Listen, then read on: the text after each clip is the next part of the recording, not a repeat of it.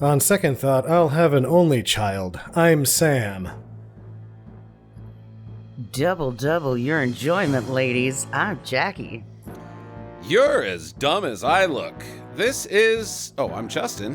who's as dumb as he looks? I'm Justin, and this is Double Trouble on Stinker Madness.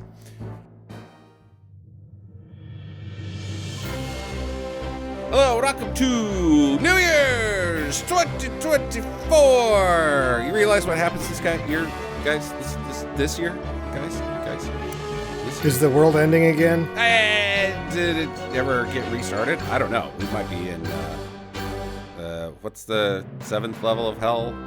I don't know. We're someplace hanging out with Dante. The Google had a bunch of, what did Nostradamus say? And I'm like, are people still on the Nostradamus thing? God damn it. No! In April of this year, of 2024, will be our 10th year anniversary of Stinker Madness.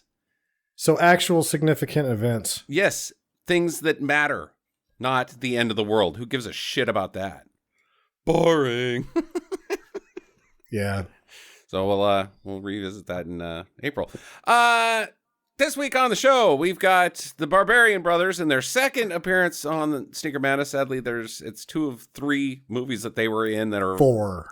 There was 4. I only found 2 or 3.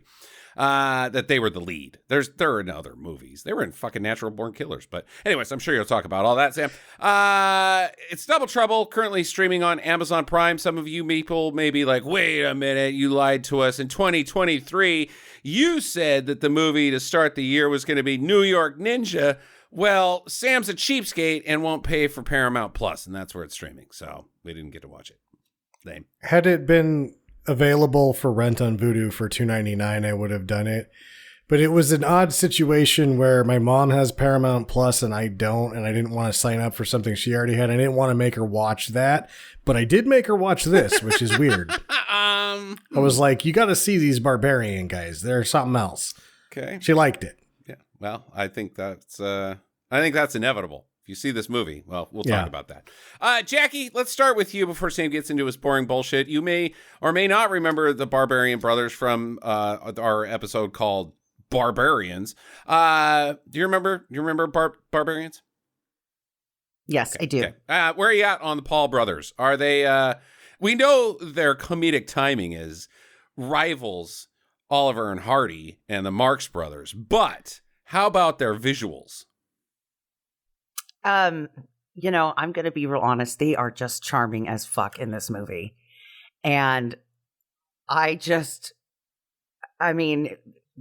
haircuts are something else, right? Like, okay. I asked Justin at one point, are they wearing wigs or do you think that that's their natural hair? It's got to be their natural hair. It's what, $200 worth of product over 4 months continually over a 10-year period will make your hair look like a mop wig. Yeah, right. They've got LA that's the only way.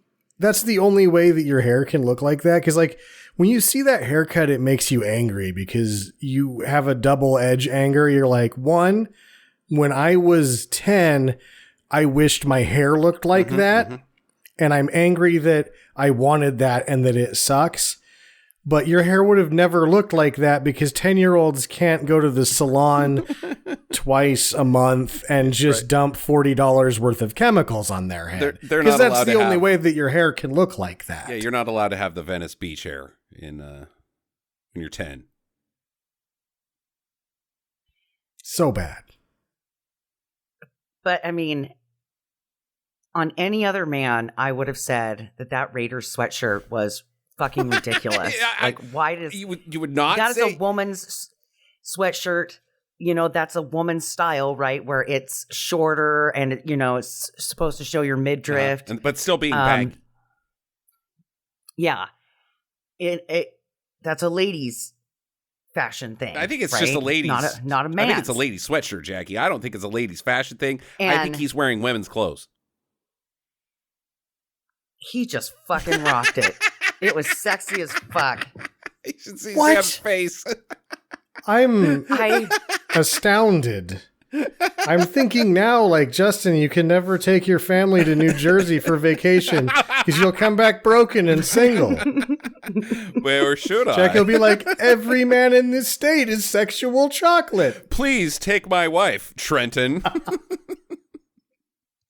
If you've got a midriff like that I can lick syrup off of, I am there, Trenton. Man, that is weird shit. That is some weird fucking shit.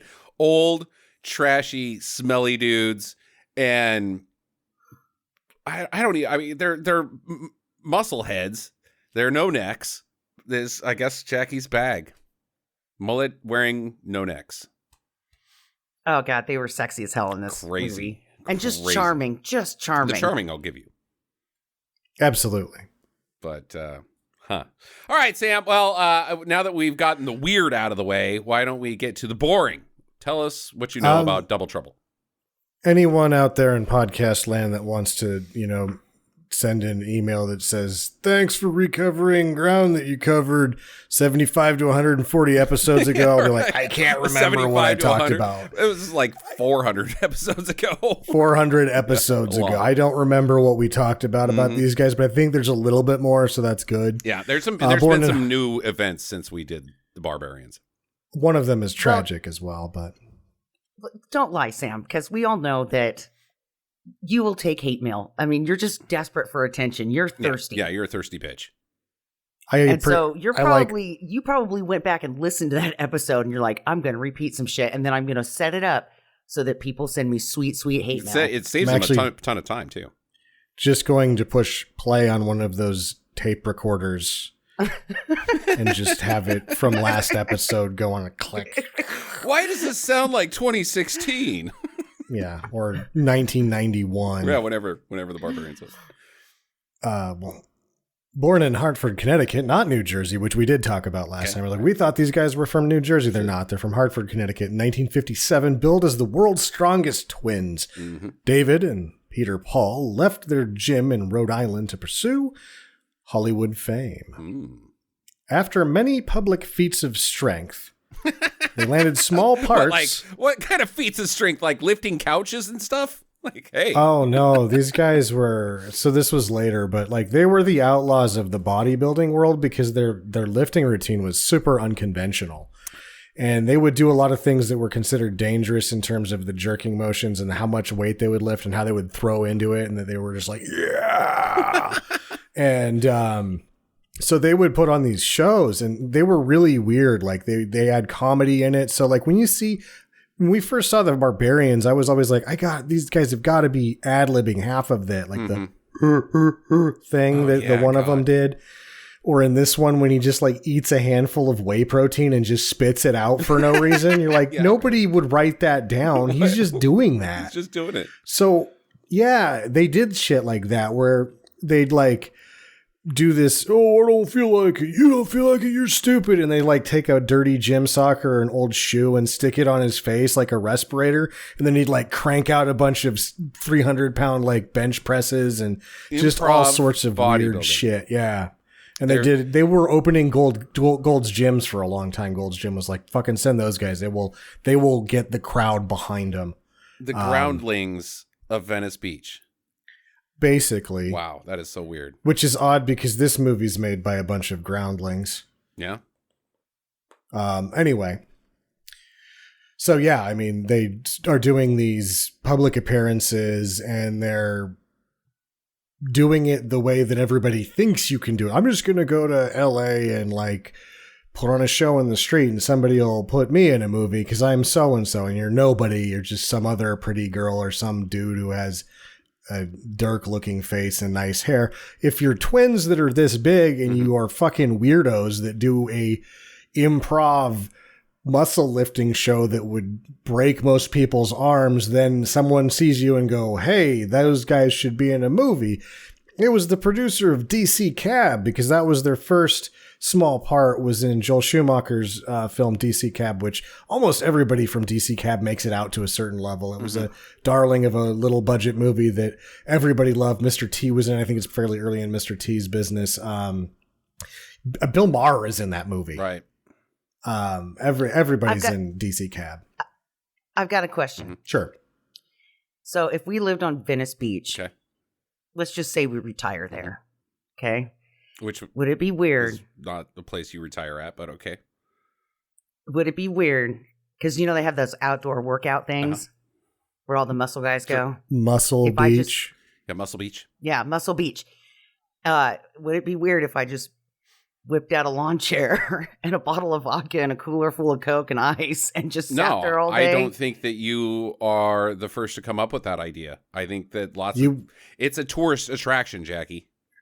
You will just have to put your chair next to the other old women that are watching the muscle men. Yeah. You will not be alone in your drinking and watching the muscle men. Did you guys see that video recently Sweet. of Schwaz down there? And he had a little person just repeatedly punch him in the face while he was doing the butterfly. Did you guys see that? No. I mean, this was like just a couple months ago. Just Schwaz getting punched in the face by a little person while he's pumping iron. That's the shit that happens at Muscle Beach. Of course, there's people watching it, Jackie. You get in line, lady. But wonder if we had like paddle boards, right? That had like numbers on them. And so that we could rate whatever was happening right in front of us. So we would just do this rotation around the pit. Okay, you get that. So like trend you could get started. There you go. What if? What if, Jackie? Oh, we can only dream. And then at the end, we could have a spanking station for any gentleman that didn't score above a certain amount of points. Yeah. We're done with this. I was fine with the DLRS, the drunken lady rating system that you came up with, but the spankings is just too far. That's much.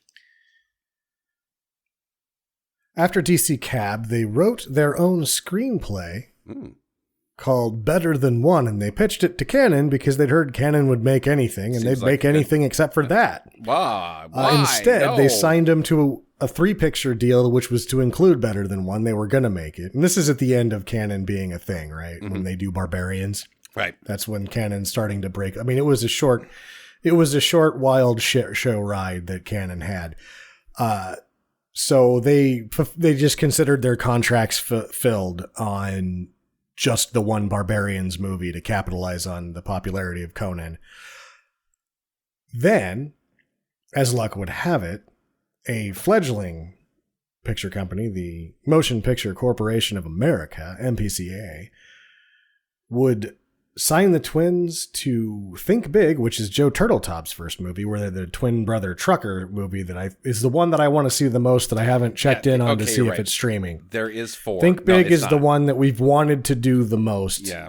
And we still don't have access to it. Or in a way that you out there in podcast land would have access to it, because it's one we want to watch, and I'm sure we'll want you to watch it as well. And this film they did for MPCA, it was fun though. When they were in Barbarians, they have the distinction because they were nominated for an early Razzie for Worst New Star of the two of them. They hold the distinction of being the first nominees to attend the potluck. Oh. They showed up. Good for them. And then they lost. Awesome. They lost to David Mendenhall in Over the Top. Oh! That kid sucked so bad they had no chance. It was not good. Not good. Oddly enough, MPCA would garnish some real staying power in the industry because 2 years after this, they put a flyer out on a movie that nobody else would do, a little film called Dumb and Dumber. And financed the next probably 20 years of their existence off of that. Right. This starring Peter, Paul, and David Paul, Dumb and Dumber. Classic. Yeah. I like it when David gets his tongue stuck to the pole. It's great. After this 2-picture deal with MPCA, you mentioned Natural Born Killers. They're only in the director's cut. They ended up on the cutting room floor because apparently Ollie didn't realize what kind of fire he was playing with. And he's like, I want you guys to be big and crazy. And he's like, they were overacting. They were nuts. I didn't know what to do with them. This is my fault. This is on me. I should have told them to tone it down. I did not realize when I was like, hey, gasoline, here's a match, that it would explode. Safe Hollywood director who never takes any chances, Oliver Stone, is saying that these guys are too nuts for my shit. These guys are too nuts for an Ollie Stone movie. But then, 10 years of retrospective and how crazy the picture is. He just said, you know what? These guys are going to end up in the final cut, even though it's bonkers. They're getting the director's cut treatment. There you go. Good call, Oliver. The last film they did was also something that, this is the one that I didn't know existed. It's called Twin Sitters, in which they're bodyguards for other twins who are pranksters. It's directed by the same guy who I'll talk about in a minute. So this one's probably something to see as well. They've got 4 pictures and it looks like I should own all 4 of them. Yeah, there needs to be a box set for that. Yeah. Eventually returning to Rhode Island, they made an autobio kind of direct to video. They're calling it a video, but it's a movie in 2013. And then tragically, David died in March of 2020. Right. Peter is still alive. Yep. He was only... How old was he 62? When he passed away? 63. Or, yeah, it was a couple days short of their 63rd birthday. Yeah. Pretty young. Does anybody else think that it's total shit that you have to work till you're 67 years old, but most people die before they get there? Yeah, well, yeah. I mean, yeah, obviously. But, well, you know. Yeah, that's a topic we don't want to touch with a 10-foot pole.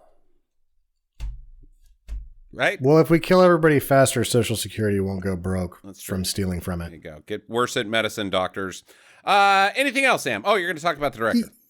The director is one John Paragon, who you may recognize as being Genie in Pee-wee's Playhouse. Oh, okay, sure, yeah. Because John Paragon is one of the Hartman Rubens members of the Groundlings in that generation. And in this film, Lynn Marie Stewart is the cop peddling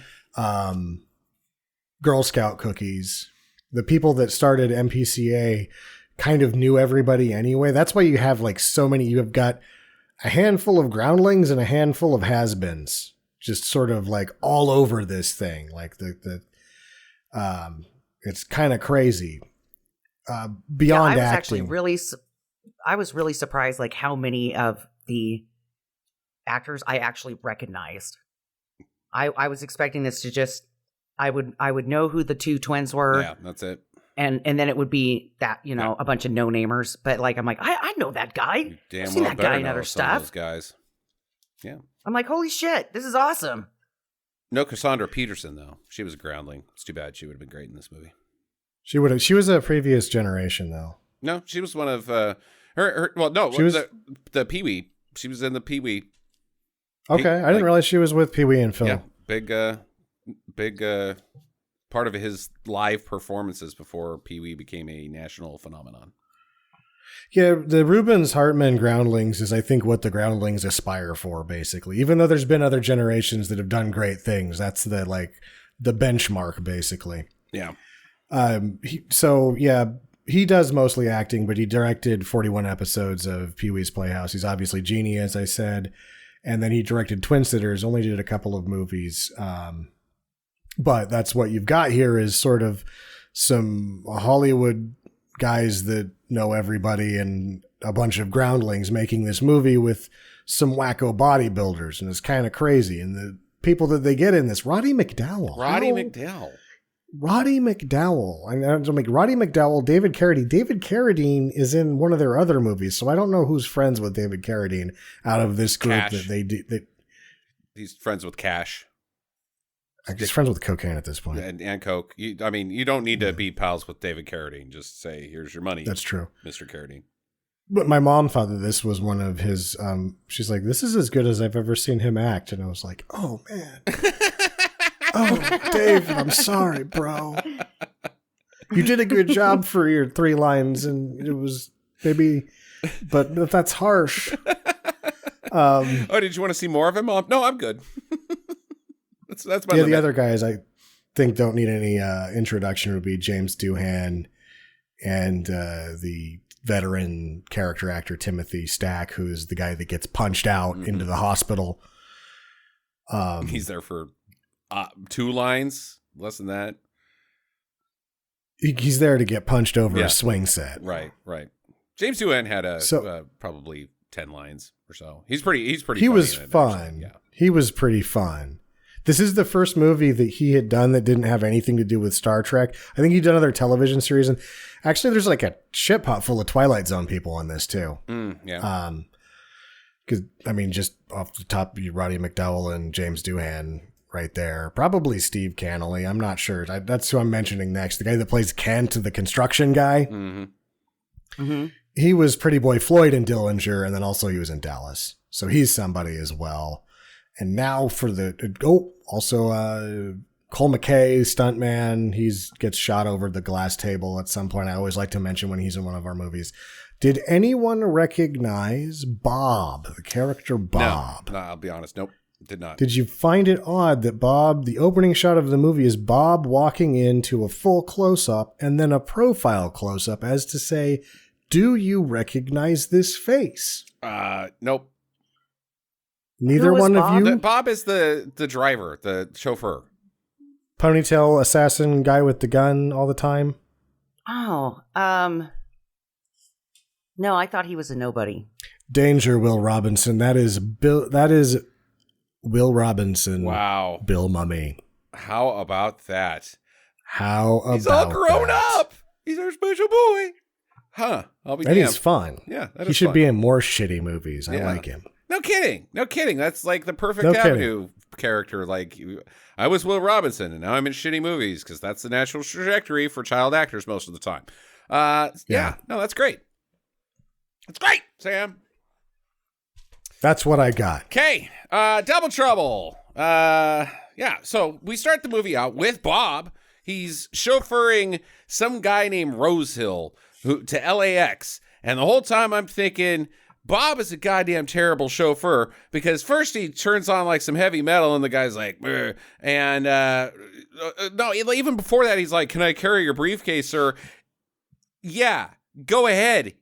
Try to take it off my handcuffed to my wrist briefcase. Can you help me carry that? Or are you just going to carry all of me too, Bob, the chauffeur? You suck. So then he gets in the car. He's driving along, cranks the heavy metal, and the guy's like, "Where?" And then he starts driving him by the waterfront. And at some point, the chauffeur at Rosehill should say, I've been to LA before. I don't think that this is the way to the airport. In fact, it's the opposite way to the airport. You don't go these places to get... It's LA. The whole freeway system leads to one place, and that is the airport. You get on the freeway, Bob. Maybe they were going to fly out of Burbank. You don't go to the riverfront. No, you don't. There's no airport in... Not the riverfront, the oceanfront. There's no... The docks. There's no LBC airport. It's John Wayne. That's a long ways away from LBC. Way south. Yeah, but that's like as close as you get. No, Bob, you're going the wrong way. I think there's something amiss here. Sure shit, cars block him in and turns around. I don't know why the cars have to block him in. Because he turns around and he shoots Rosehill, and then our guy, Chamberlain, comes up. Roddy McDowell. Speaking of Roddy McDowell, is he Andy McDowell's dad? I don't think so, no. No relation? No. Okay. Well, you totally skipped over the best line in this whole scene. When he's like, can't you go around this funeral? And he's like, what's the rush? This is your funeral. And then shoots him. Yeah, no, that's a good one-liner. There's a lot of good one-liners. Silly. They're all silly, but they're all fun. Yeah, so out comes Chamberlain, and he's got an angle grinder, and it's implied that he's going to chop his arm off, but he doesn't. He uses the angle grinder to actually chop into the briefcase. And that seems like the worst idea of anything you could chop here. Like, the chain would take too long, so you cut the hand. That's the joke. Right. In horror movies, usually, or gore porn. But cutting into the briefcase is like, well, you might really fuck up what's in there. Mm-hmm. And it's going to take a while. There's such a thing as gore porn? Well, you saw those movies, Jackie. Not actual pornography with gore in it. Those are called stag movies. But no, it's like earth porn. She doesn't know the internet, Sam. She doesn't speak our language anymore. She speaks old lady, and that's it. Guy in Guess jeans, 9.5 out of 10. She asked our son what fire meant the other day because he said, "Oh, that's straight fire," and she's like, "What does that mean?" You should be able to figure it out by the kid's tone of voice. Like, is it something cool? Then yeah, it's straight fire, Jackie. You are stuck in the 90s.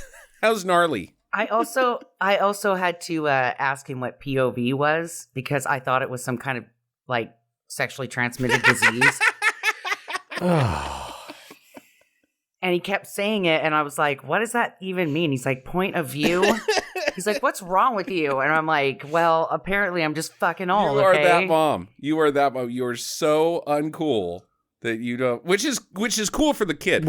I think when you have parents like Sam and I who like know the lingo, it's probably not cool for the kid. Like, oh god, my dad talks like me. I got to start talking like something else. You know, probably. But I did teach him tubular. Oh, yeah, that's a good one. Yeah. Did you show him your D. Snyder posters? Right. Yeah. I don't know who that is. Oh, you do too. If you know Guess Jeans, you know their number one butt, right? Jackie, you are one of a kind. I never wore Guess jeans. They were too expensive for us. Even like middle class folks were like, Guess Jeans. Jesus Christ, those are spendy. Yeah, who do you think I am, Claudia Schiffer? Okay, so anyways, they crack into the suitcase and they pull out a thingy. Ooh, it's a thingy. A metal card that kind of looks like it has some braille on it. Even just saying the word card is more information than we are delivered at that point, Jackie. It is just a thingy.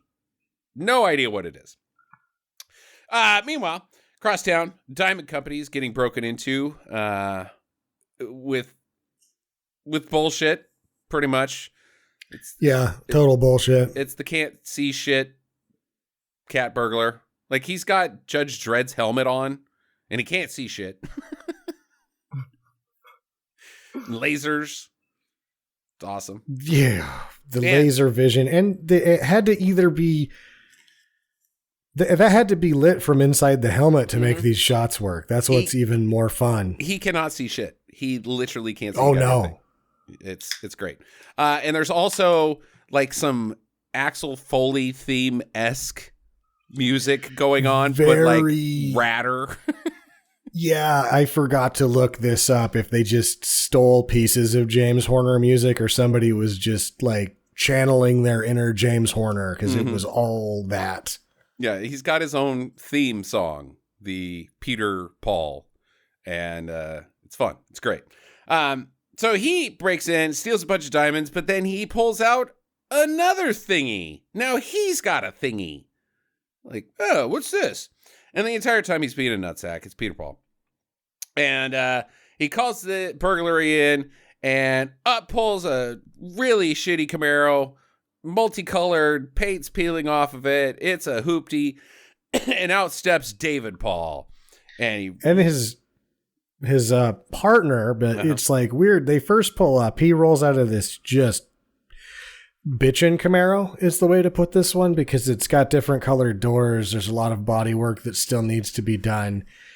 And he's wearing a Raiders sweatshirt and Guess jeans, and his partner is dressed like a hooker. She's dressed There's like a hooker. There's no way to sugarcoat this. And I'm like, she is dressed like a hooker. Was he arresting a hooker and then just decided to respond to this or what? And then she gets her badge out and I'm like, okay, maybe they both work Vice. Yeah. I don't know what's going on here. Yeah, she's pulling John's over and he's a John. I don't know.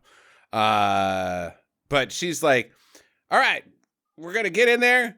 And you're going to go upstairs by yourself because I am going to hang out with the security guard who has pissed his pants because you stuck a fucking gun in his face. His butt crack, they do a cutaway because he couldn't naturally get his pants to fall down. So they'll just like cut away to them like, oh, hurry up, you. And then back to his whole butt hanging out of his pants. David heads up to the roof. He gets assigned the cat burglars on the roof because one of Peter Paul's MOs is to paint graffiti of a cat burglar or just a cat on his burglared spots. And well, and he's kind of egging him on too, because he's spray printed to the roof with a giant arrow. Right. And there on the roof, it is revealed that their names are Peter and David, respectively. Yep. Were they Peter and David in the Barbarians? Because it wouldn't surprise me. I don't know. I think they might have been, hey, you. Right. Look over here. But yeah, they get the name Jade. But I guess this helped or something. But yeah, they're just Peter and David. It would have been really weird if they played opposite, like Peter was David and David was Peter. Really, that would have got confusing. Really thrown everybody for a loop. I'm Charlene. She's Marlene. And then, like, David hates his guts. Peter's supposed to be in jail, and he's like, how dare you not be in jail? Blam, blam, and starts shooting at him with no provocation. Just, I hate you. Yeah. Wings him, goes through an entire clip shooting at him, and is about to reload, and Peter's like, I'm out of here, and falls off the roof for the second time, but this time he's got a zip line or a rappel cord, whatever, that takes him down to his, what I could only guess was a red, like, it was a Lambo, wasn't it? No, it wasn't Lambo. It was like, I think it was like a 300ZX with a big-ass wing on the back of it. I couldn't totally tell. But I thought it was a Lambo. Nah, it wasn't a Countach. And it definitely wasn't a Diablo. So, there's no way that they would get a Lambo for this movie. Are you kidding me? Whatever. It's only in one shot. Yeah, it's only one shot. And it's not moving. But you have to stick a barbarian bro in a Lamborghini? I don't think they can. They didn't. He didn't even get into it. You never see it move. Okay. They did what they had to do was stick some cocaine in a guy's pocket that owned that Lamborghini. Yeah, okay. I don't know. Right, listener, you tell us what that car was, which you can just Google. So he drives away. Back at the station, the fellow cops, I guess they don't like the David Paul, and they give him a living creature as a joke to really hammer home the fact that he's an inferior police officer. But then the best line in here is when the partner sticks up for him and says, whatever dude that's harassing him, you better keep that because that's the only pussy you're going to get. Unless you come down to 38th Street where I work Fridays and Saturdays as a prostitute. If you didn't make the connection, during the week it's Kmart. Here, it's blowjobs and hand jobs for $25 and $35 respectively. But for you, I'll give you a discount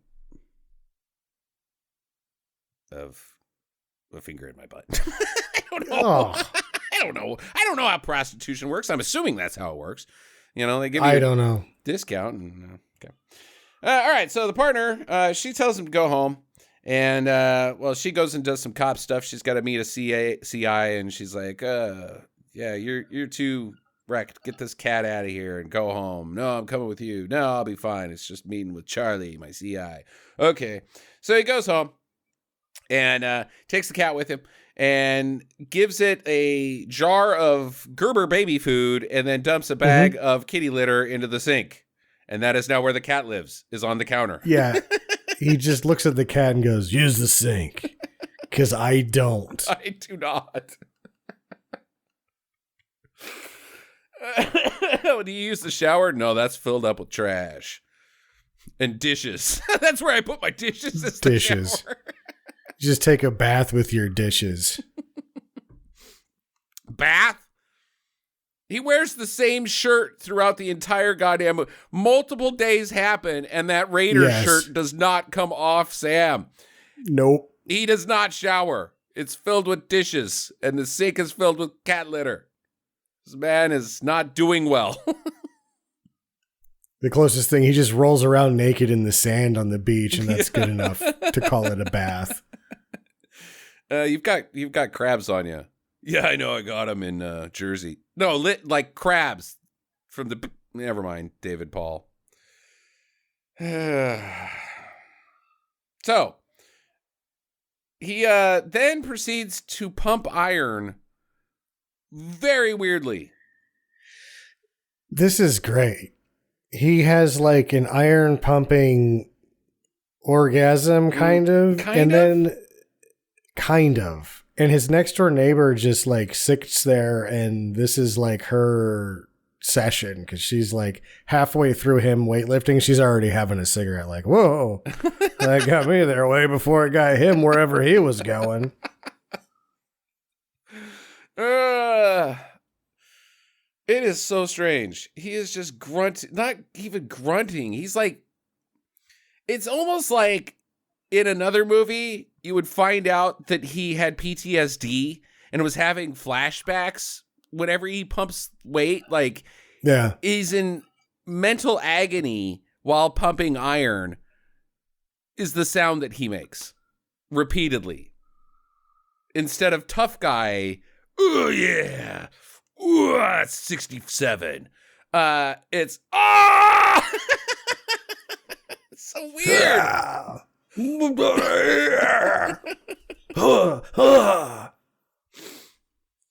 I'll kill you, Danton. Yeah. I thought it was sexy, especially all the close-ups of his muscles. Jackie's favorite was when he screamed out, "We left Willem Dafoe behind!" He's still out there! We gotta get him! We're going back! Yeah. Okay. Him and John McCain!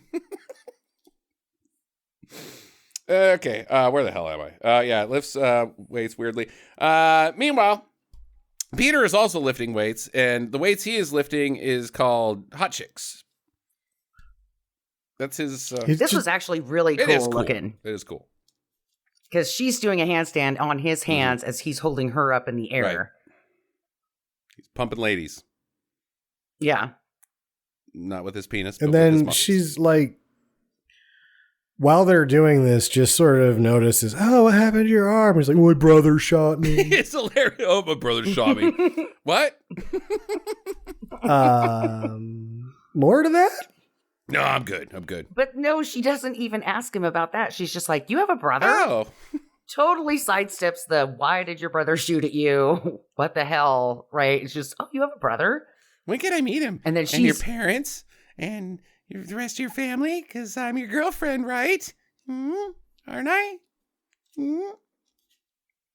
Right? Yeah, it was Peter? a little bit awkward. But she doesn't seem like she's like, is that way? Because she's like, oh, you've got all that. And she's just like leaving the whole time. Like, neato, bye-bye. But then he coaxes her back in with diamonds. Diamonds. That he gives to her all a 10-year-old magic. It's hilarious. Like yeah, and then he makes a 10-year-old sexual move where he just throws it in her shirt and he's like, I gotta get that. Can't leave that in there. I need to retrieve that. Find the diamond. Woohoo. It fell out of my pants. Put it back. So his partner, she's down at the rail yard and she meets the CI, but she thinks he's all filled up with coke or heroin or whatever. And then she gets bonked and then shot in the head. She's dead. And they dump a bunch of H on her to make it seem like she did so much heroin that her brains came out the back of the hole of her head. She filled her body with so much heroin that the heroin came out of her mouth as an assassin and shot her. Yeah, right. I don't know why they planted heroin on her. Yeah. Because you shot her in the back of the head. Like the other cop that he punches in a second is like, well, I want that blood work back just so we know she wasn't dirty. And any cop would be like, if she was shot in a heroin deal, they would have taken the heroin. Right. Not left it there. And not in the back of the head at point range. That's execution style. It's called execution style because it's an execution, not drug deal gone wrong. Yeah. style. Or if she was shot in a robbery, they would have taken the heroin. They would have taken with the heroin. them. Like, it's bad criming. You want to imply something? Don't shoot her in the back of the head. That's a mob. Fill hit. her up with heroin. Fill her up with heroin. Yeah, dumbasses. Anyways, so elsewhere, Mr. Chamberlain, our bad guy, he's reviewing the security tape of the diamond heist from Peter Paul. And Peter Paul Which does is hilarious. Peter Paul does the Star-Lord middle finger. The hand crank bird. I don't know how this works. And so they got him. They know it's him. And he orders his goons to get the card back, but first he's got to find a new chief of security because his newest chief of security just shot his oldest chief of security. You're fired. Blam. Yeah. Is that the guy that plays the Predator? Kane Hodder? No. Jean-Claude Van Damme? Nope. It's a really tall guy, and that guy was really tall. I remember he had Hodder. No, that's Jason. Yeah, I thought Kane Hodder was both. At first Nope. they tried JCVD, and they're like, you're too little, so they got a big guy, and I thought it was Kane Hodder. Nope. Huh. I don't know. I don't think he's Maybe a it Predator. was. I don't know. Okay, anyways. So now they're gunning for Peter Paul and Mary. And Peter, he's robbing another place, and he calls it in and asks for his brother. He shows up, but Peter sets up booby traps to be an extra dick to David, and instead he falls into his own booby trap, thus allowing David to easily arrest him. Well, I feel like he intentionally captures himself. You think? Yeah. Why would you say that? So that he can get arrested by his brother because he doesn't know what to do with this thing that he found. I think that's a bad theory, man. I'm going to be straight up. No, I honest. think that's what Yeah. happened. I think that he was standing there laughing at his handiwork, and then he bumped something which caused the trigger to go, and then he was like, ah, shit. I'm such a nutsack. Yeah, because he's like, I don't want to be in jail. You get me out of here, brother. That doesn't make any sense, Sam. You're crazy. But later, he's like, oh, I got all the info, and he gets to be his partner. So it's like, I'm going to read. It's on purpose. I'm going to patch up this relationship that I have with my brother. We're estranged. That's only a side effect. He's really going to try to, he needs to know what the piece of metal is, and he doesn't. So he have goes to own his avenue cop for that. brother who has no idea about anything? And then later in the movie, he goes to the guy who knows what he is that has nothing to do with any of these people, but we'll get to that later. That doesn't make any sense. You're crazy. You are nuts. You've had a little too much Barbarian Bros today, Sam. Your brain is broken. Just had a big handful of whey protein and coughed it out and had convulsions on the ground for 10 minutes. You've met your Barbarian Bros limit. All right, so David's called in to the chief's office for punching out that cop from earlier that Sam was talking about.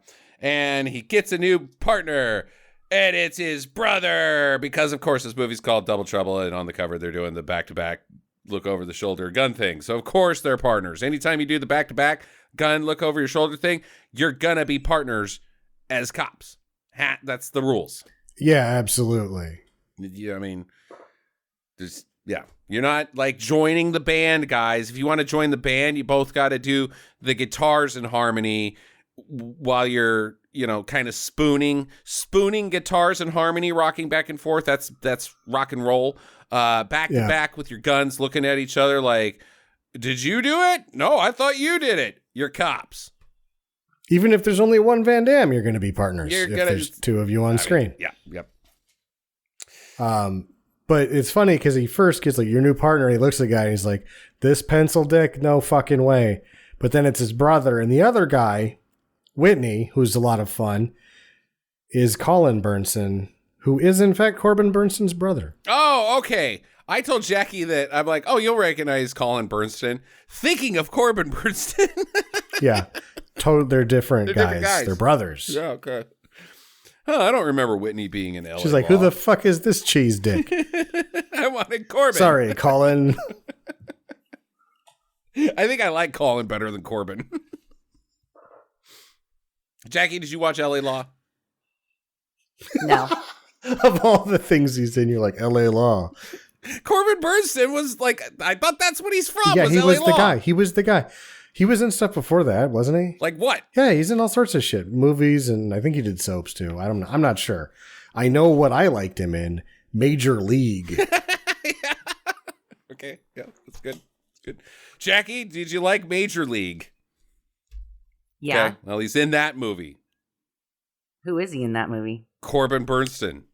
He's the second base. It's not this guy that was in this movie. It's his brother. Yeah. Who only looks kind of like him. Is it the guy who always wears the thick glasses? No, that's No, fucking it's the Chaz. rich guy. Yeah. Wild thing, you make my butt stink. Oh, he's the fan. Okay. No, No! he's like Oh the my second God. baseman, I think. I don't think she's seen The second baseman or I the think she lied to shortstop. us. He's the one that has all the money and the hot wife that Tom Berenger nails for no reason. You need to I watch don't think Major I've League more often. Yeah, yeah. Yeah, I haven't seen it in a really I'll long be real time. honest. I thought that Tom Berenger was Corbin Bernstein for like a really long time. I thought that they were the same guy. Up until like recently. I think that I mean, the next... like not real recently, but like way longer than I should have. Like I think the first time I watched The Substitute was probably about 10 years ago. And I was like, oh, Tom Berenger is a totally different guy. Huh. How about that? It was Yeah, way the too- next- Oh, now- I know who the substitute guy is. Yeah, we're not talking about Tom Berenger. We're talking about Tom Corbin Bernsen. Berenger. They're not the same guy. Not the same guy. Tom Berenger is also in Sniper. But now that you've said this, And the fucking next time Platoon. I start an RPG that has a character creator, my character is definitely going to be Berenger Bernstein. Oh, yeah. Or Berenger Bernsen, and it's going to be a mashup of those two guys, and he's Corbin- totally going Corbin to Berenger. do law The and Cor kick ass. Berenger. That's mine. His first name is the last name Cor Berenger. Cor Berenger, yes, The that's Cor good too. Berenger. Have some respect. It's not Mr. That's like the name of the ship. Mr. the Cor Berenger. That's a great ship name. Yeah, it is. Okay, where the fuck are we? Oh, Whitney. We're at Whitney. Colin Bernstein. He's got a new partner and a second new partner, the FBI. So that's this is a real big case, I guess. I don't even know what the Well, case they're is. What's the They're case? trying to bring down Roddy McDowell, who's a known money launderer, but he's friends with all of the politicians, so But they they can't don't know any of they've that. They have no leads on this guy. It doesn't make any fucking There's sense. no case like, hey, you're gonna find out who killed your partner is the crime, but they're also like the heroin? Because I thought that's what the crime scene implied, that all this evidence was planted that she died via heroin. Why are you your number one guy on this case says that it was heroin, and I punched him out so bad he's in the hospital. Why am I don't get it. Because it's obviously not heroin. But then why did you okay, whatever. Because you James put doing. Vice on that anyway, right? Scotty, I don't get it. Anyway, so Peter, he stops by the bathroom and he's gonna sneak out, immediately. But Agent Whitney goes in to go pee with him and tells him his life story, and so he jumps out the window. It's pretty funny. And David's down at the bottom and tells him to get back inside. So he climbs back up into the window, and Whitney's still talking about his family. It's great. My sister's quite the tennis player, despite having one leg shorter than the other. Like, he is just nailing it. I wonder why he wasn't in L.A. Law. Yeah, no kidding. Corbin. It's always Corbin. God. Corbin. Corbin. Until Corbin got hit in the face with a football. Fucking deserved it. What? Marsha. Corbin. Marsha gets hit in the face with the football. You guys don't remember the I Marsha remember gets that. hit in the face I with remember the that. football I remember episode that. of Brady Bunch? Episode 262 from the fourth. I don't know. entitled Marsha's Bad Day. Jesus, how do you guys not know that? I think they recreated that for the Brady Bunch movie, too, that they redid. Oh, yeah? I never watched that. Yeah. Because that was also in the movie where she gets hit in the face. Good. Yeah. She fucking deserves it, that bitch. Right? You guys are with me, right? Sibling rivalry? I'm not related to her. She's just a terrible, horrible person. She's bad. Marsha? Yeah, she's bad. She's a bad human. Real bad. Like, fucking... God, why don't you go worship some Satan, Marsha? Be an improvement. I'm teasing. I don't know anything about Marsha Brady. I'm sure she's a fine woman. Well, according to the movie, she's a brother fucker. What? The movie. You're no way. What Brady movie? Bunch the movie. What movie? Brady Bunch the movie. Brady Bunch the movie is a parody of the... If there's a documentary, possibly. I thought that the guy that played Peter nailed both Greg. the mom and the... Greg was the older. I mean, it's a job.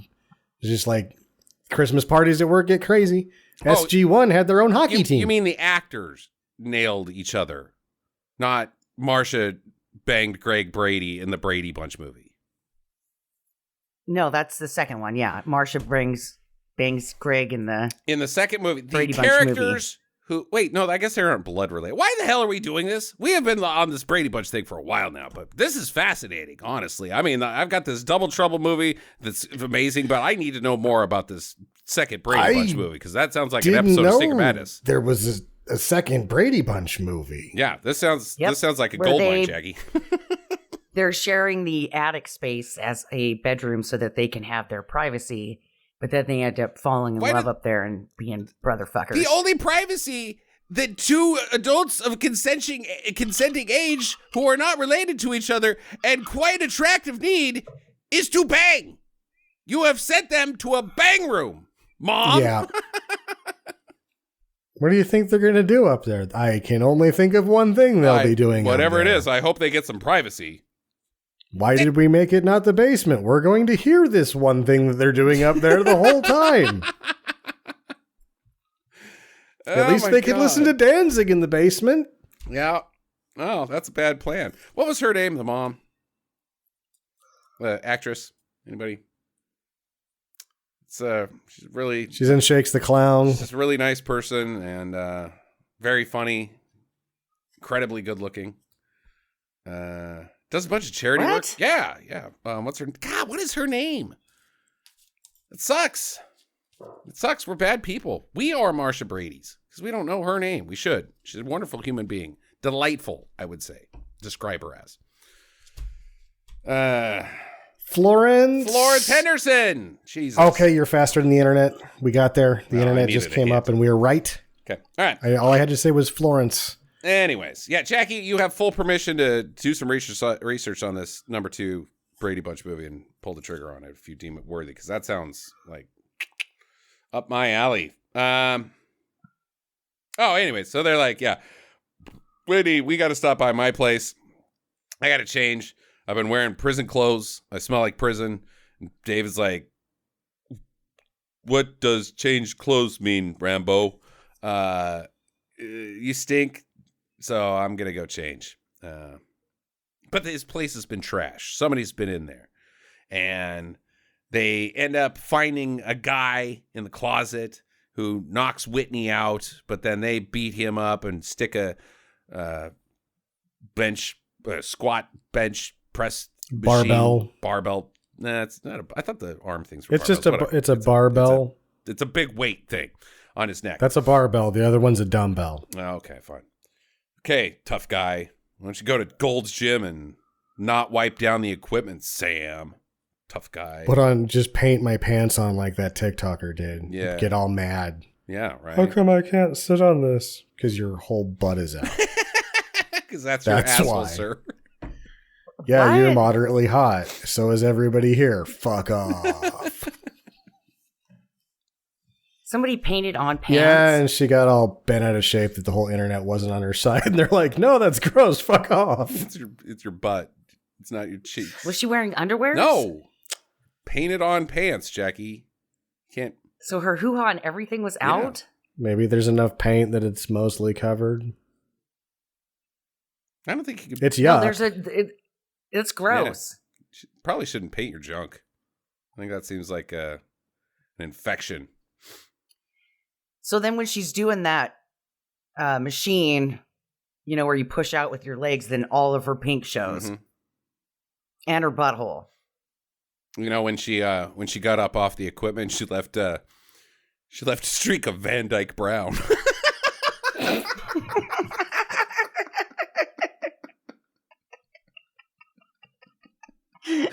Oh my god, that is so fucking gross.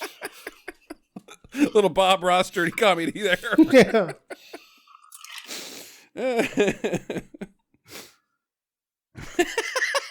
Okay. So this place is trashed, and at some point it's set up for my favorite line in this movie, where David says, "I don't take steroids, and I don't take shit."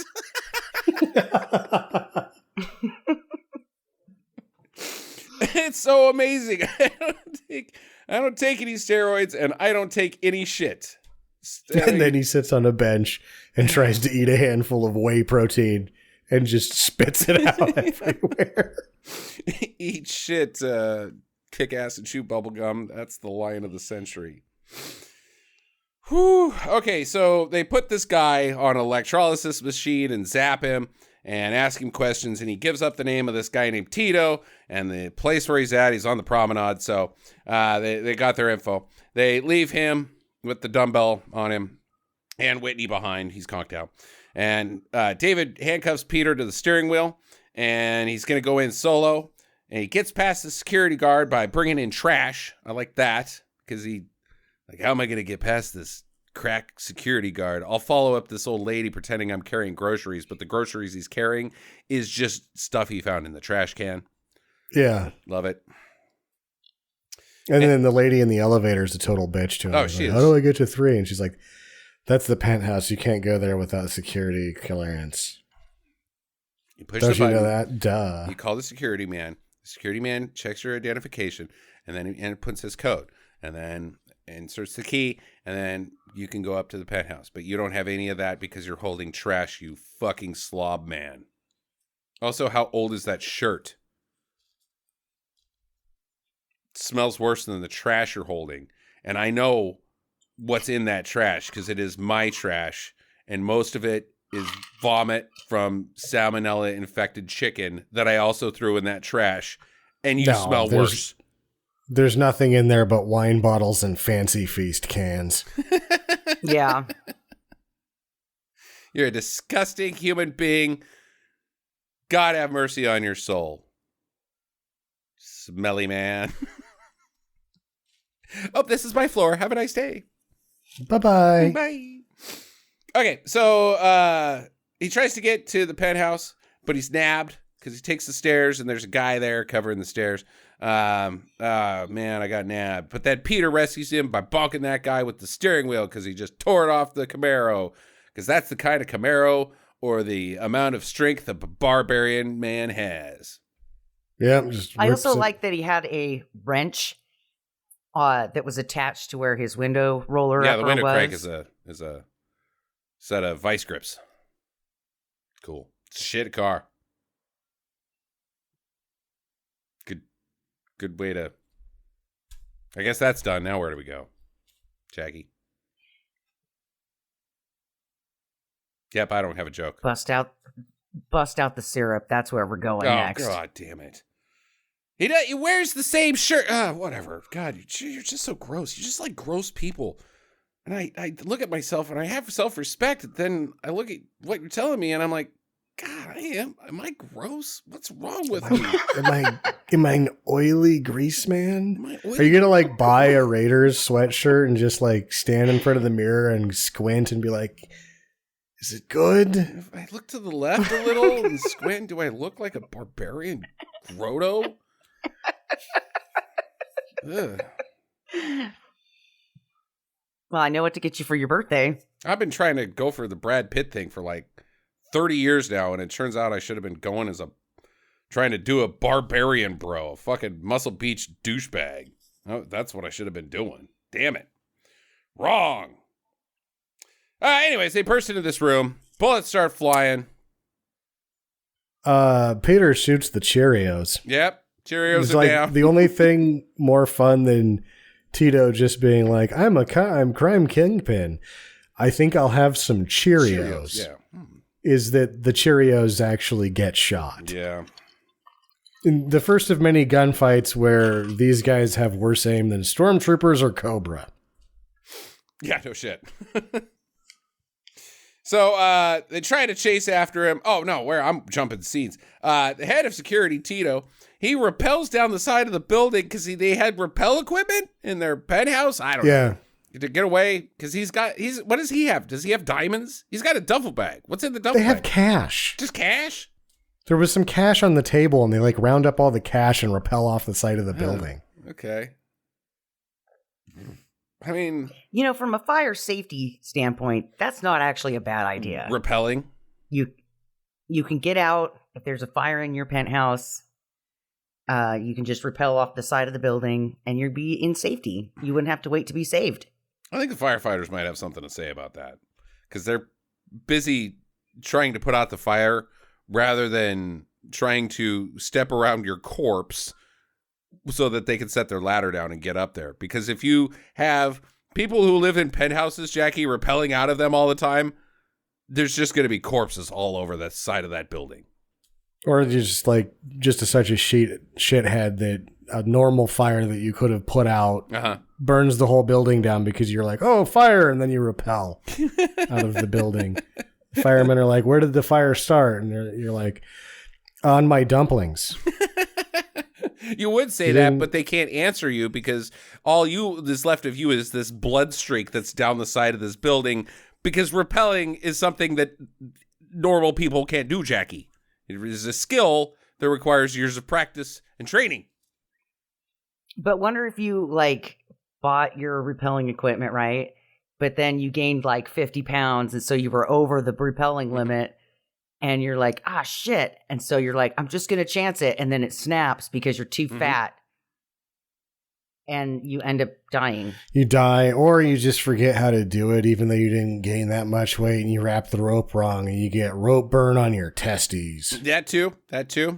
Oh, yeah, that would hurt. Or you do what the rest of all of America does, and you look at the $600 repelling equipment that's got 5 stars and is approved by actual repellers.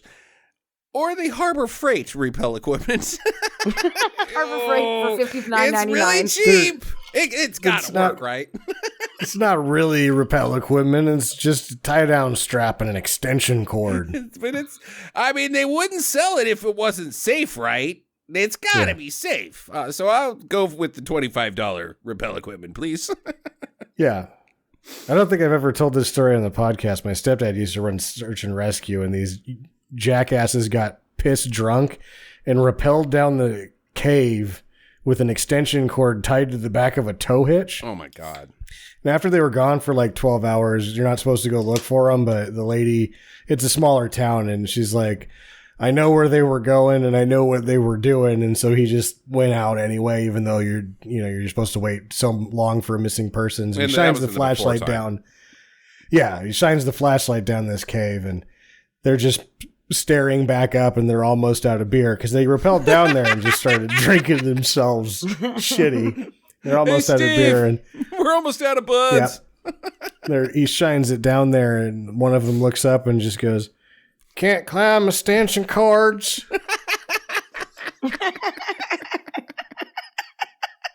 Can you send another sixer down? Oh, God.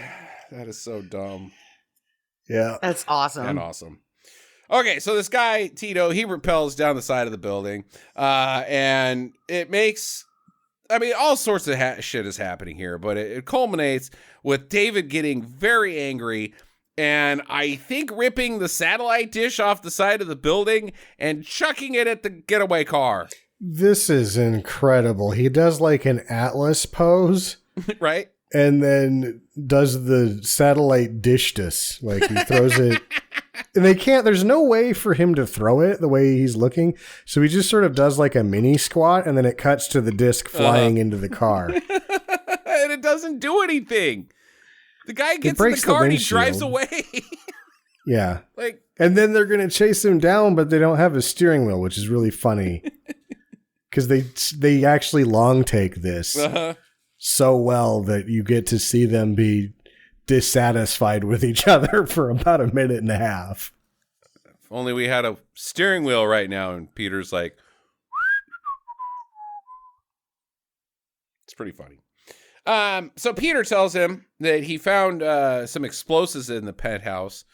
And he's like, yeah, these are used on construction sites to get through stuff. And they're mostly harmless. Mostly they're blasting caps used to light bigger explosives. So this thing's no biggie. And he chucks it out of the window and it blows up a guy's car. Yep. And they're just like, keep driving. Yep. No. Back at the house, the rat, he's dead. His throat's been cut. Which is weird because he had a barbell on his throat. So maybe it wasn't cut at all. It was crushed. But nobody asks any questions in this movie. But he's still alive.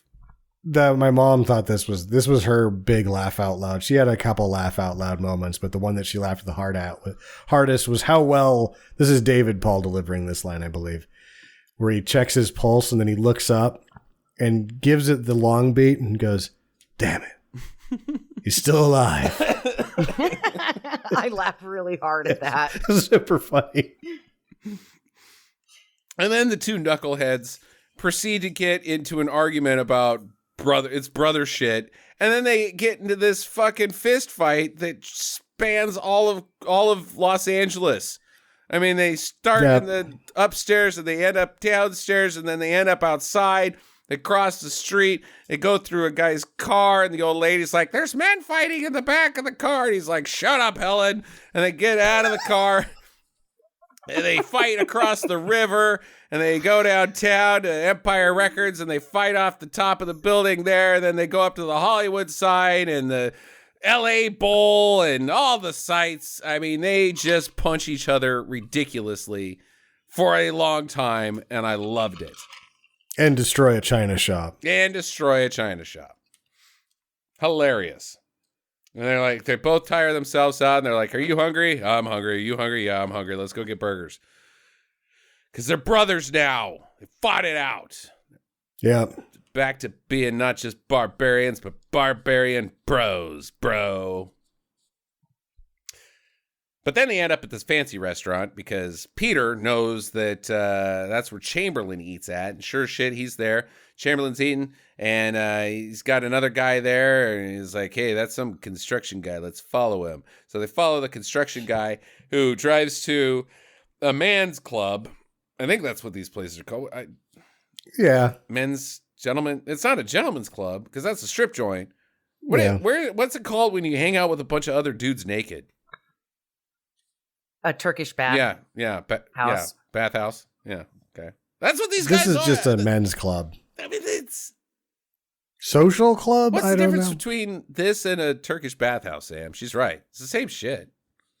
It's a bunch of. What's the difference between this and the Y other than ladies get to come?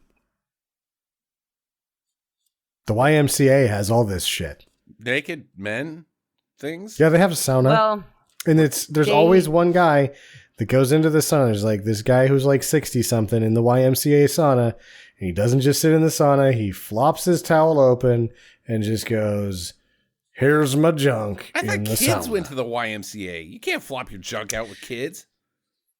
Well, the kids aren't going to go in the sauna. To stop them. I mean, no, but nothing's stopping them. I don't know why. Is there a sign that says no children, only 60-year-old cocks in here? Yeah, I don't think there is. There I think actually is. They have an adults only area for both men and women. Welcome in here, though. What the fuck? And so if you're down in the family-friendly one that's on the first floor, there's no sauna down there. But if you go to the second floor, in each one they have a sauna. Well, how about we just have one sauna where you can't get your cock out? Yeah, just one. What benefit does airing out one's junk in the sauna actually do? Well, I'd like to join your gym, but it seems like you're don't have enough cocks that are coming out in your sauna. I mean, and they're all young. And what's this lady doing walking around topless? I'm only joining this gym if it's a 60-year-old man whose junk nobody wants to see, because that's America. That's the America I signed up for. Old balls. Mm-hmm. Keep it in your pants, guys. We have breathable underwear.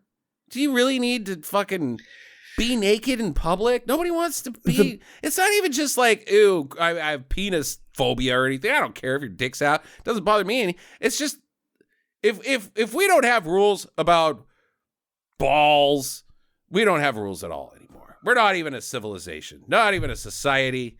We're just a bunch of cavemen wandering around with bonking each other on the head and cocks around. Did you ever consider that he does it so that the other gentlemen in the sauna leave? Get the fuck out of there. That's actually a good tactic checking. But then why? Like, oh, I love the sauna by myself. Now that I'm here alone. What's the point of it? Do you need to have your What's the point? Well, it's not a full sweat unless my balls get really sweaty. Because that's the one They're place gonna you get actually sweaty in the towel. You want dryness down there at all times. There's never a good opportunity to have sweaty balls. Like now they need to sweat. No, you don't want them ever to sweat. Dry. Because guess what happens when you sweat down there? Pee you. They stick to your leg. And they stick to your leg. And woo-hoo-hoo-hoo. That's some old cheese, man. Is that Gouda? Is it September already? It's bad. And the older you get, the worse smell they get. Because, like, they get bigger and longer and, like, they get more down to your knees. So they're occupying more space, which provides more land area for cheese to grow. Sweaty ball cheese. Got acres of it downstairs now. We got to do something, guys. We got to stop this sauna shit. I don't like it. I'm writing the president. New law. Why don't you just get a ball hammock? I don't know, Jackie. Why don't these guys wear pants? Whatever. Fuck. Where are we? The bullets fly. They follow the guy to the men's club. There they see him talking to a dirty city councilman. And so they're like, God damn it. Okay, the government's in on all this, whatever this is. And so we got to figure out what it is. So we're going to fuck with this city councilman. First, we're going to trap him in the tanning booth, and churn it on high, keep him there. He's going to get all pink and red, and it's going to be hilarious. But that's not going to be enough. Then we're going to open up his locker room and paint a hangman in there and say, hang Mike Pence, and then cut up his suit. But that's not going to be enough. We're gonna. They also put like dog shit on his suit. Oh, I didn't see the dog shit. It was like, there was some grossness going on there. Yeah, like they wiped their butt with his suit. Maybe it's some Van Dyke Brown. Just saying. And then they're like, that's not enough. So they go outside and they flip his BMW onto its roof. Not on screen. It's a BMW that is upside down. Not crushed. Just a BMW that is upside down, and it is hilarious. Yeah. And they're like, works every time. Wait, you guys have done this before? Just flipping cars over. Not flipping, gently turning them upside down and setting them up. Yeah, it's crazy. And that is the straw that breaks the camel's back. This guy's had enough. He calls up Chamberlain and says, I'm out. Give me my money and come get me because my BMW is upside down. They're like, oh, we'll send a car for you, Bob. Sure shit. Bob shows up in the worst Thunderbird ever. Actually, they're all pretty bad. And, but this is the worst Thunderbird ever. And runs his ass over while the Barbarian brothers sit there and watch. He even backs up. Oh, yeah. He runs him over about 4 times. And David's like, oh, shit, we gotta. And he's already dead. Nice. It's too late. And then they go to intervene, but the ambulance response time is amazing. It's pretty quick. Too quick, one might say. Yeah. They get blocked in and they can't chase after Bob and the Thunderbird. And then Peter escapes. Yeah, Peter's gone. So they put an APB out on Peter. Whitney's off the case. This is a colossal fuck up. A city councilman's dead. Well, I like the watched the meeting of the Chief O'Brien, James Doohan, and the other guy. Like, this was a fucking stupid idea anyway. And then Doohan's like, no shit. No, like, why'd you guys do it? It's hilarious. Like, just because the one guy got punched out, you're like, this is the only choice we have. Dumb shit plan. We got two guys that look like each other. They put their backs together, okay? And then they looked over each other's shoulder and said, did you do it? No, I didn't. Thought you did it. We have to. That was the. There's no plan. That's just what you have to do. It's in the fucking handbook. The cop handbook. Yeah, it's in the handbook. God damn it. They didn't have a choice. So Peter, he goes to prison. And he pretends to be David to get in, but then he sits down and, oh my God, it's David Carradine. Yay. And I did not see this coming. Well, you saw his name in the credits, right? I didn't. I was just like so excited that we were doing this. Like when last night, I'm like, this Paramount thing is going to be a fucking bullshit deal. And you're like, whatever, Double Trouble. And I was like, oh God. I want to watch this now. And I did. And I was like, Mom, watch this. Meanwhile, I was watching the Lions game and wanting to throw myself off of a building. And yeah. So this was way better. It was way better. So he shows him the card. David Carradine is smugly and as David Carradine as he can. Tells him that it's a skeleton key, basically, to get into this diamond vault. It's like all the diamonds go through here. It's Antwerp of America. That's where the diamonds are. They put them in a vault, and it's the good stuff. There's $5 billion. $5 billion with a B in there. The only way that I would have bought this is if Carradine delivered it weirdly. So like anybody else, like trying to pull this bullshit over my eyes, I'm like, oh, fuck off with this. But for whatever reason, like, this is fine. Carradine said it, so I'm good with it. No, the line is written for David Carradine. Like, nobody else had this line. That's how you write in this voice. David Carradine busts through the door and says, I'll do it for cash. He's got this line detector. That's his thing. So meanwhile, David's snooping around at the Kent construction place, and he gets bonked. Bob gets him, and they put him in a chair and they beat him up, and because Chamberlain thinks that he's Peter, and because he found him on the security footage from the beginning of the movie. Remember that part? And so he's like, give me my diamonds and my thingy. And he's like, no. You've got the wrong guy. That's my twin brother. And he thinks that he's trying to pull a fast one. That's so funny. Guy who looks like this guy. Yeah, that's my brother. Wait, really? Yeah, he's right over there. Yeah. When he shows up, this was one of my favorite lines where Roddy McDowell just turns to him and goes, apparently I owe you an apology.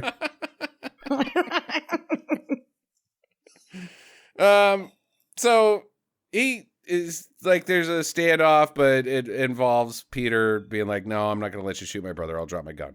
They both get tied up, and then he's like, Bob, give him a ride. So Bob's going to give him a ride, and as they're walking along, they do the and don't call me Junior bit, where they beat each other up a little bit, and then they distracted the guards enough to beat them up. And this fight between Peter and the fat guy who alternates between stunt guy in a wig and both of them don't know karate, but they're only doing karate moves is hilarious. Yeah, right. It's some bad. It's funny. Maybe intentionally. I'm still not sure because the rest of this movie. I think everything in this movie is intentional. Yeah. It's made by a groundling. True. Okay, so Bob's going to shoot David. He's got the drop on him, but then he gets blasted in the chest because it's Whitney. Yay, he's got a shotgun. This was, I think my mom's number 2 big laugh was when he's like, just the way he says, he's like, Whitney, yay! Whitney! Because they hated him a minute ago. And now that he shoots a guy, they're like, our best friends are bro Whitney. Yeah. And Whitney's like, okay, I'm going to go get help, guys. And he totally eats shit over a barrel. And they look at each other like, what a dick. It's so fucking funny. Whitney is a So dick. yeah, they have Whitney lock down the International Diamond Exchange, I guess is what it is. Yeah, right. The whole building. And so they do, and there's this like Fed guy, and he's like, awesome. this shit is mine. And he's got a coffee cup that says, damn, I'm good. He drinks out of continuously. Nobody's getting in here because of all the cops, but mostly because this is my building. Such a tool. So the bros realize that Kent is a construction company that had a contract with the city, hence the city councilman, to build the subway, the new line of the subway, underneath the International Diamond Exchange. And they're like, that's where they're going to go in at, hence the dynamite and the explosives and all that. So they get down there, but the burglars are already underway. They've blown a hole in the vault floor. And This part was fun for me because I was like, oh, it's Barbarian Brothers. There's some heisty bullshit in here, but it's so goofy that I'm not really going to get my heist fix. Mm-hmm. But then this scene does enough for my heist fix. So I'm like, oh, extra points. Nice. Yeah, they blow a hole in the vault floor via the subway, and the whole building shakes. And the Fed guy with the coffee cup, his coffee cup's shaking, and he's like, got this alarmed look on his face. Like, he realized that, oh my God, they're breaking in. But instead, he just turns to his assistant and says, get me more coffee. He's like, Anderson. And the guy's like, what? I need decaf. Because he thinks he's shaking from all the caffeine. From the caffeine. Oh, now I get it, Sam. It's still funny. It's hilarious. It's funny. Doesn't have a clue. Yeah, that guy is funny. Yeah. So they open up the door and they start vacuuming up the diamonds. And there's $5 billion in diamonds in there. I question that a little bit because it just looks like about $30K. And the bros pull up. They punch the lookout. And somehow the guys in the vault get past the diamond or the Barbarian Bros. I missed this. Anybody figure this? I think they kept going in a different. They didn't go back to where they came from. They went to the other end. The end of the subway. Subway, that portion, their underpass to do whatever they were doing. So I guess they weren't going to pick up their lookout. Like the original plan was, don't tell the lookout he doesn't get a ride. That guy's waiting for a payout that's a Christmas that'll never come. Okay, bummer for him. Well, and they don't give a shit about him anyway because he's not responding. Well, because he got punched out. But right. If it hadn't been for the Barbarian Brothers, what was the plan? Leave. They were going to tell him, and then he was going to go on a coffee break and never come back. Oh, I thought you guys liked me. No, Steve, you're a tool. You don't get any diamonds. You slept calls with Phil's the number, sister, man. The number says it's disconnected, and he leaves a message anyway. Where he's like, "Okay, this is Steve. Just wondering about my check that I was getting for the job." Haven't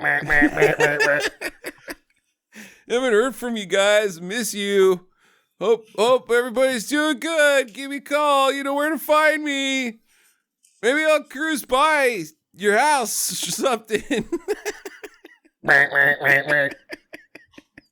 Okay. Well, I forgot to tell you that I still haven't gotten paid. No, I did tell you that part already.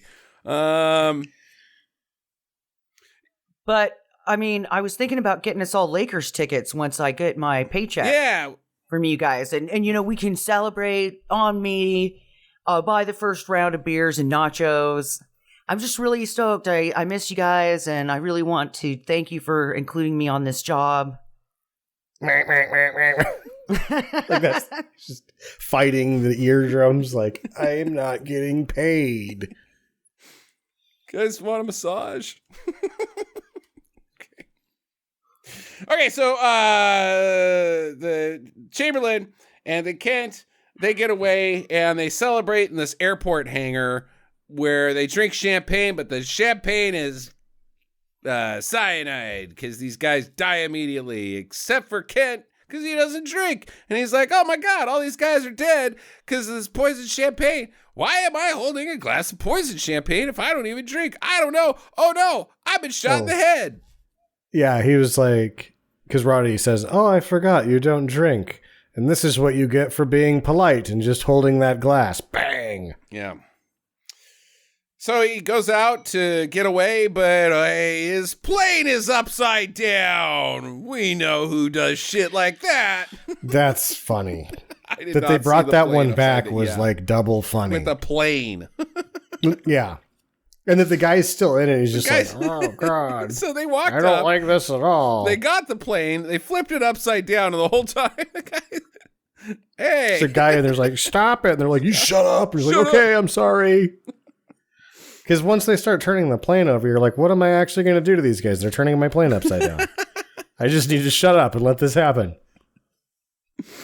Meanwhile, Chamberlain's trying to tempt Peter, the former cat burglar, maybe former cat burglar, with diamond dreams. He goes off to a distant place in his mind and thinks nothing but diamonds, like Lucy in the sky with diamonds. That's what he's thinking of. But then he says something. He gives him a one-liner, and I forgot what it was. Because he ends it with, yeah, you tried to trick me, but he ends it with, you're as stupid as I look. And that was my second favorite line in the whole fucking movie. So the pilot's still in there and he shoots Peter. Peter goes down. And then Dave shoots him. And Jackie and I noticed that you could see the squib pack, like the actual shape of the squib. Yeah. Like, nice job, guys. And so Peter's bleeding out. David, you got to go out without me. And David's like, wait a minute, you're a barbarian, bro. You're not bleeding out at all. He's like, I know, I just wanted to have a touching moment with you, my brother. Go kick some butt. So he wanders around the airport and fucking Chamberlain gets the drop on him and like holds the gun like on him for a long ass time. Yeah. And then David just does a spin around shotgun blast and blows Chamberlain through a window. Diamonds fall out of his hand. He's like gently measuring, like, don't want to miss. Right? And then you get David pirouetting and blasting him with a shotgun and being like, you don't have to aim much, it's a shotgun. They go everywhere. And then morning comes, and then morning finds Peter in the diamond golf cart, or airport golf cart, whatever those goddamn things are called, driving away slowly, leaving a trail of diamonds as David chases after him, yelling, Peter! Fenton! Fenton! Fenton! Get back here. Hilarious. That's your movie. Question time. Jackie. Do you think that they are identical twins? They're fraternal. So that doesn't mean identical, right? No, it means 2 sperms, 2 eggs, same time, but they look real close. You can tell they don't look exactly the same. Really? The hairdo and the fact that they're both giant doesn't help anything, but they look a little different. I can tell them apart. I can tell the difference between Peter and David. I have a hard time knowing officially which one is David and which one is Peter, but I know which one I know. David is taller. Peter. I think David's just a couple inches taller, so maybe you're right. So, do you think that they have similar penises? Do I care? Sam, do you have any questions, Sam? Sam, please talk, Sam. YMCA sauna. All right, sorry. Okay. Sam, questions? I don't have any questions. I don't really either. Oh! What happened to the chicks? Are they like You know, are those chicks like what chicks? Rando chicks that come and go out of Peter's penthouse? You know, They're his neighbors. They're his neighbors. Yeah, he just bangs all of them, and then eventually David will finally start banging his next door neighbor, who flicks her bean to him, weightlifting recklessly all night. That seemed like that whole thing was going to go someplace, and it didn't. Yeah, the David neighbor, she just doesn't. She's not in the movie. No. But she's a fucking creeper anyway, because she hears him come down the hall. So she gets up, she goes out, stands there, stares him down, and he's like, okay, and gets into his apartment. And then she goes and sits by the wall like, yeah. Ooh, he's got kitty litter. Oh, I've made a little kitty litter myself, if you know what I mean. My you should go vagina get made that a checked mess out of my underwear. Because guys that look like that are like Corvettes for me. If you guys noticed, I don't know, maybe it's just my age. I've been watching a lot of CBS lately. It's just what I do. There is so many commercials for leaky vaginas on CBS. I mean, it's stunning. There's like leaky old vaginas, like piss pants. Like we now have like modern technology that is solving the piss pants of old ladies that are better than just diapers. But then there's like young hot ladies that are talking about gushes and there's these underwears. You can walk around all day with piss in them and vagina blood and maybe some, hot Barbarian Brothers juices. It's because the young ladies are CBS. If CBS is allowed to talk about it, I'm allowed to talk about it. It's because they're wearing their underwear too small, so they got to get extra apparatuses.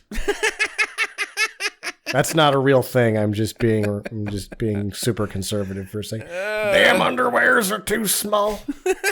Side spraying everywhere. I'm hit. Fact of science.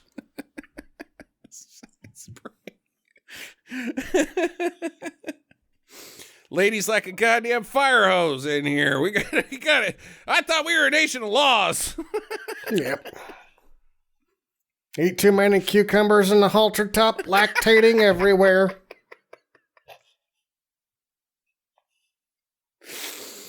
It's because of TikTok, Sam. That's why. Fuck. I'm just saying. I mean, there's. Jackie's mortified. I'm just saying.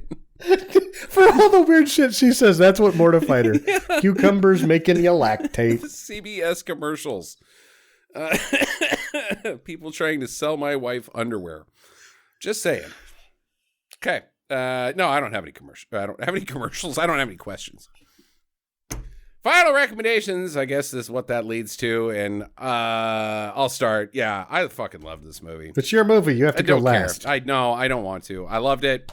This is a do for everybody. There's not a person on the planet that shouldn't like this movie. And it's weird because it's rated R, and I think the only reason why it's rated R is because when the guy gets run over, it's kind of like, whoa, that's a good dummy that like looked like a guy getting ran over. That's the only thing I can think of. But I want to back up.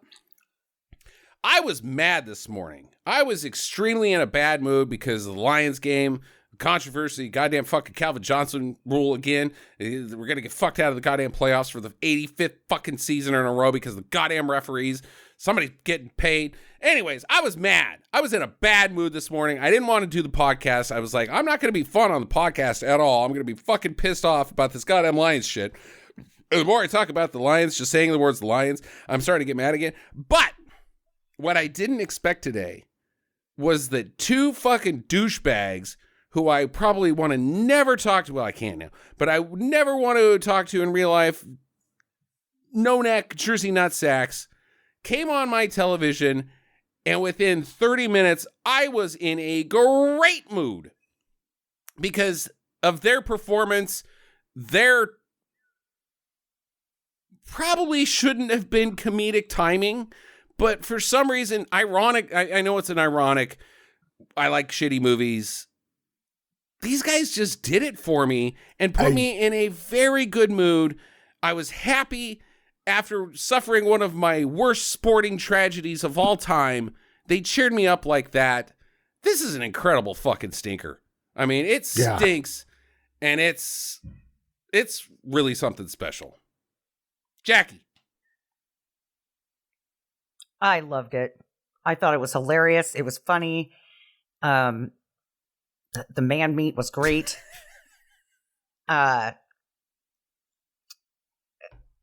each character, there wasn't a bad character in the entire thing. Like, each one of them was just kind of fucking weird, and they all had great one-liners. It was just a magical treat. I loved it. I loved every second of it. Damn. Yeah, it's fucking great. Like, and I just think after seeing 2 of their movies now and the weird shit that they do that just can't be in the script, I'm pretty sure these guys are just funny guys. They're just funny guys. Even though it's a different brand of comedy and they're weightlifters and it's not like something that I think should be for me, they know how to get a laugh. And this was awesome. I loved it. Yeah. No, they're so self-aware. I mean, you're as dumb as I look. That says it all about the Barbarian Brothers. Yeah. They should be like, we're sexy men. This is what a man should look like. But no, they're like, dude, we're knuckleheads. We're straight up knuckleheads. Yeah. That's our shtick. We've got a shtick. The fact that we even know what the word shtick means, is proof enough that we belong here. Like, it's they almost make you feel like, I don't need to show you that I'm tough because you can see that from my body. Let's move on to my personality and charm. I don't think it's that. I mean, friend of the show, Roman, is a big dude. He's a big guy. He's imposing to look at because he's a big dude like they are. But he doesn't care about, it's not a tough thing, Jackie. It's just, I like doing it. And I think that's what these guys, I think that's what these guys are. It's not, oh, we're fucking tough guys. We're going to fucking throw you off the planet. No, it's not like that. They probably just like lifting weights and being silly. And God bless them. I mean, we have been cheated by only 4 films with these guys, and I get it. This is not mass audience shit. This is us shit. But we got cheated with only 4 of them. Meanwhile, Hulk Hogan was shitting out turds left and right throughout this period. But thank God for Thunder in Paradise. Thank God for Thunder in Paradise. But anyways, yeah, that's your show. Total definite do. That's 3 do's from us. I don't know if it goes to Hall of Fame because it's under consideration. It's one of those I'm gonna have to I'm ready to watch it again. Like, I'm gonna watch it. I'm gonna buy this. I want to watch it a number of times. I'm gonna force people to watch this movie, and that's where my Hall of Fame starts. Is that how many people have I made watch this movie? True. That's a good point. That's kind of how my Hall of Fame works. That's a good point. Yeah. Okay. Well, it's to be debated. Let's put it that way. So if somebody said that this was in their Hall of Fame, I'd be like, nice. But I don't know. A lot of thought involved in that. Anyways, next week on the show is Sam's pick. Actually, next week on the show, we are off again. Sam is coming to St. Louis. Woo! Yeah! Strip clubs and hookers and cocaine, baby, for a whole week. And I am taking our son to Disney World. Woo! Yeah! Strippers and cocaine and hookers for a week. The lines. Both of us. Everybody gets strippers and cocaine. Woo! I am going to pull the old 60-year-old man trick and maybe the lady that paints on pants and, see if I let my junk hang out, if people will just move out of the line. Yeah. I heard that there is a lot of Van Dyke Brown at the lines at the Disney World as of late. All right. Get to the chopper and Happy New Year. Happy New Year. Happy New Year.